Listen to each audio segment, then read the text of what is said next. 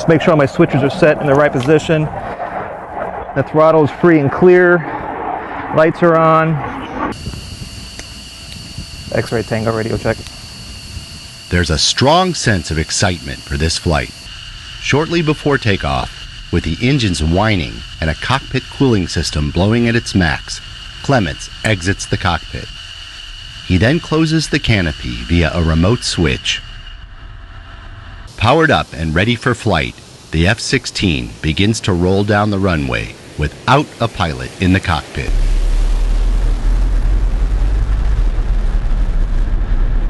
In a matter of seconds, the aircraft, with its burner lit, roars into the southern sky headed out over the Gulf of Mexico.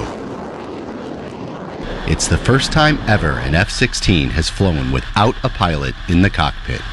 Meet Boeing's newest full-scale aerial target, the QF-16, a modified F-16 that will allow pilots the chance to train against and fire upon the most realistic enemy aircraft threats ever created. It was a little different to see it without anybody in it, but it was a great flight all the way around.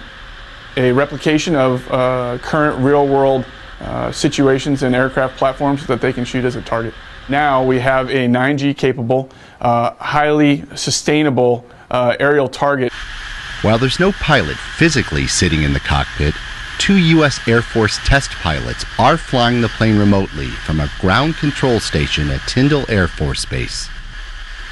Today, no pilot in the cockpit. It gets you a little more on your toes, on edge, but the flight itself went very well. It went as advertised. The jet performed well and did what it was supposed to do.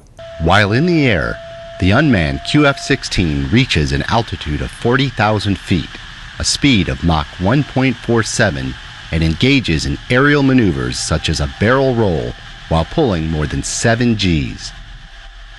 F-16 and F-4 chase planes off the port side follow the QF-16 as it makes its final approach back to Tyndall and picture-perfect landing.